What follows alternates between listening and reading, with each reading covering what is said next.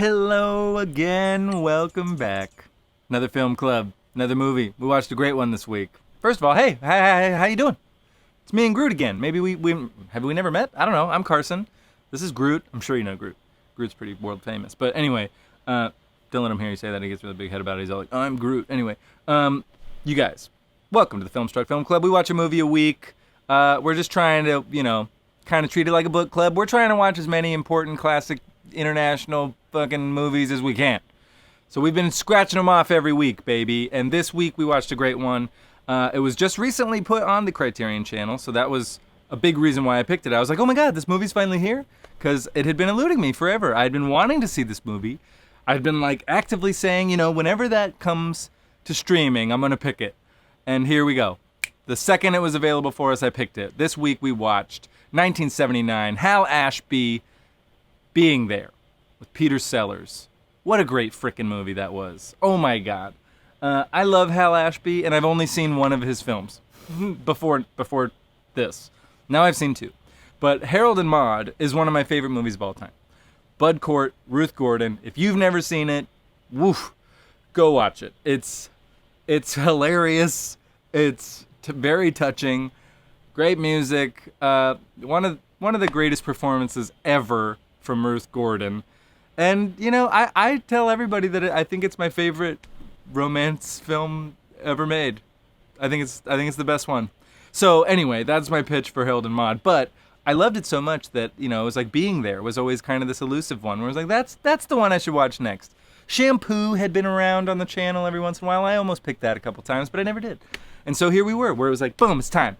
Picked it, Being There, 1979. It was nominated for 2 Academy Awards. It won one of them. It's sitting with a humble 95% on Rotten Tomatoes, so, the critics love it. Roger Ebert's got a great review of it. If you're into reading reviews, you can read his for it.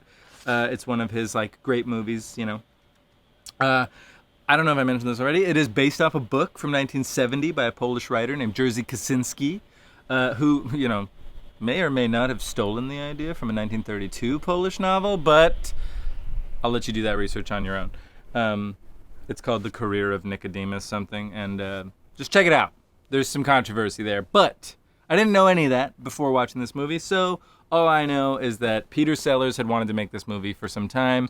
His career, I guess, was kind of on the rocks at this point. He'd done Pink Panther and everything. He's a very famous actor. If you've never seen Dr. Strangelove, that's Peter Sellers right there. You got to see that. We did watch The Lady Killers earlier this year, which I guess is his first movie.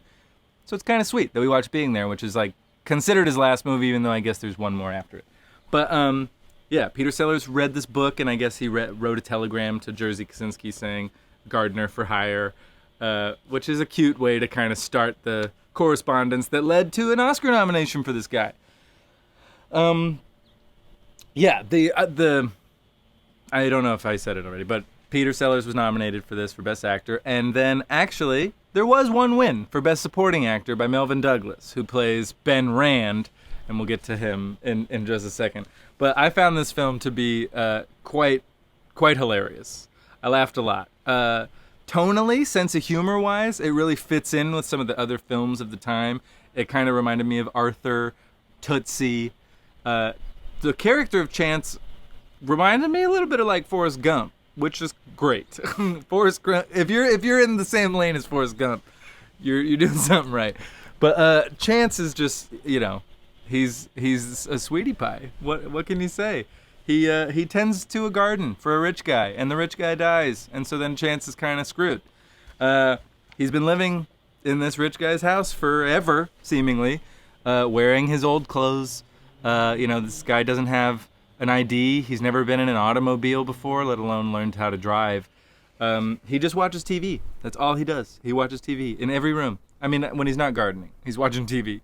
And there's this great character right at the beginning, Louise, who I guess is the one other person that works in this house, and she sets the whole movie up perfectly.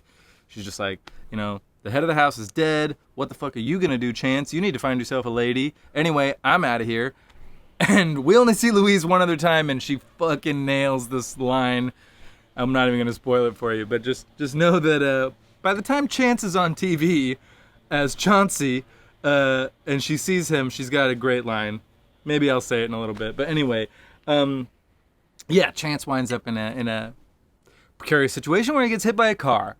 And in the car is Shirley MacLaine. I love Shirley MacLaine, and you should too. But, you know, we're worried that maybe we hurt this guy, so we take him home to make sure he's all well and good. We, the audience, are slowly finding out, like, oh, Chance, you couldn't have picked a better car to get hit by because these people are fucking rich. And so he winds up at the home of an older man who's very wealthy and his young wife, Shirley MacLaine, and we're going to just, like, tend to this dude's leg. And he's a peculiar guy, right? He's like, kind of cryptic and hard to read. People are always wondering if he's gonna like sue them, which is a pretty funny thing that comes up a couple times. Yeah, oh my God. Real quick, I just want to highlight a sequence that I loved, and maybe you loved it too. But when Chance finally leaves the first house for the first time, and he like goes onto the streets of DC, and it's just like, it's so jarringly different from this like estate home. It's like, you know, it's like fire barrels and homeless people sitting on, like, not even homeless people, just like poor people, just like all over the place. And he's very naive, but there's this great music playing. And I forget what the piece of music is called. It's the music I always just say is from 2001 Space Odyssey. But it's almost like in 2001 where like the ape is, you know, like figuring out what to do with the bone. And like, it's like, oh, modern man is being born right here. That's Chance in this moment. But it's like a jazzy, funky version of that fanfare music. And I just thought it was such a like bizarre, wonderful way to kind of send this guy into the world. And I was hooked from right then. I was ready. I already mentioned her a little bit, but Shirley MacLaine is so good in this movie. In fact, there is a scene with her towards the end of the movie that is pretty racy. And it's precisely why Laurence Olivier turned down the role of her old husband. He didn't like the scene with Shirley towards the end, which, since we're grown-ups, I can just say is a masturbation scene towards the end, and it's so good. That's a weird way to... It's so good, but yeah, Chance likes to watch. I'm getting ahead of myself a little bit. This fucking movie is so good, you guys. It had a very Coen Brothers sense of humor, I thought, especially towards the end. Once you get towards the end, it feels like... if you've seen Burn After Reading, there's like all that confusion with the government office, and they're especially right at the end where they're like trying to figure out what the hell has happened. There's an element of that where like there's people pulling the strings who are dumb. You know what I mean? I'm jumping way ahead, but the rich guy that we meet, who is marvelously played by Melvin Douglas. He won Best Supporting Actor at the Academy Awards. He was so good in this part as Ben Rand. And he really is so great, and he takes Chance under his wing. They really like hit it off immediately, which winds up being a sweet thing because Chance was living with like kind of an older, richer guy, and so it's almost like he finds a surrogate father figure, which I thought was sweet. And he also takes Louise's advice a little bit because she says you need to go find a woman, and Eve finds him more than he finds her. Anyway, I'm all over the place, but. Yeah, there's a section where Chance gets to meet the president, and he winds up on late night TV. I mean, Chance's life takes off. Very similar to Forrest Gump, right? Forrest Gump winds up talking to the president about getting shot in the buttocks and stuff.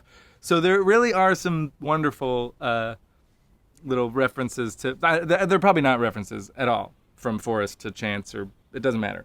Getting off topic. There is another great Shirley MacLaine scene where she like is trying to seduce him, and she like violently moves the tray of food, and she's trying to come onto him, and he like couldn't care less. He's watching Mr. Rogers talk about Friends, so like she couldn't be more in the friend zone right at that moment. Let's see what else is fun in here. I always write down a couple little things just so I don't forget, but then I wind up sitting here reading it to you anyway. Yeah, Hal Ashby, you guys, is someone that I need to watch his other films. We all need to watch his other films. I've heard Quentin Tarantino's been on some podcasts lately because he's got his book out, but he keeps talking about this Hal Ashby movie called 8 Million Ways to Die. Keeps talking about it because, Quentin's obsessed with the last film, right? He's getting ready to do his final film, and he's been talking about famous directors in their last films and blah blah blah. So this 8 Million Ways to Die movie sounds interesting, but Hal Ashby kind of is a sad figure a little bit in Hollywood. I guess if I'm not mistaken, he kind of like really fell off professionally. Drinking was a problem. I think drugs was maybe a problem. But he's a really cool, insightful dude, and I didn't know this, but he was an editor before he was a filmmaker, and like an amazing one at that. He would do really cool like improv-y sort of stuff with his actors, like the screenplay was there as a blueprint, but they'd go and shoot whatever they felt like shooting, I guess, on the day. So he's just a very interesting American filmmaker to me, and I'm really glad that I finally got to see this one. And look forward to watching some of his other films. I need to watch Shampoo, I guess. That's one. Maybe, have you seen that? Is it great? I don't know. I don't know what I left out or not, but I really enjoyed this movie. I love Peter Sellers to death. Dr. Strangelove is just one of my favorite movies ever. So I'm just really glad that I finally got to kind of see his swan song. I did read that he was upset about the ending of the film, which I will touch on right now before we go. The end has that wonderful last scene where Chance walks on water, which, take it however you want. I'm going to take it that, his childlike, godlike sensibility is just like made undeniable at the end of the film. It's just like, because they mention, it's like he's wearing a suit from a tailor that's been dead since the 30s and he has no ID and all this stuff. And it's kind of this fun thing where it's like, if you sit down and think about it too long, you'll convince yourself Chance is a time traveler.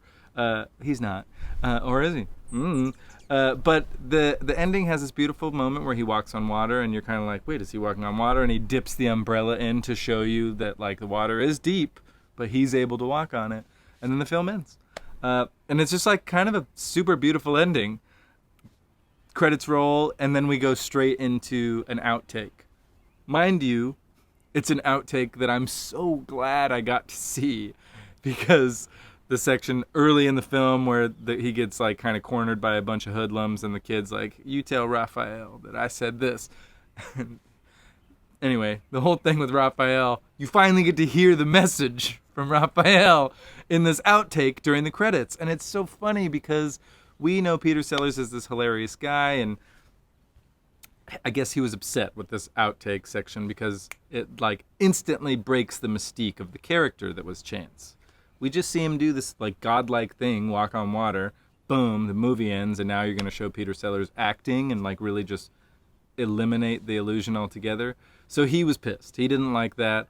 He went so far as to blame it as like the reason why he didn't win an Oscar. I will say that the reason he didn't win an Oscar is probably because Dustin Hoffman did Kramer versus Kramer that year, but you know what? Maybe. Anyway, the outtake is still there, and I'm really glad it is, because if this is kind of the farewell to Peter Sellers in a marvelous career, he just nails this role of Chance. And then it's really nice to see him in process at the end. I'm not gonna lie.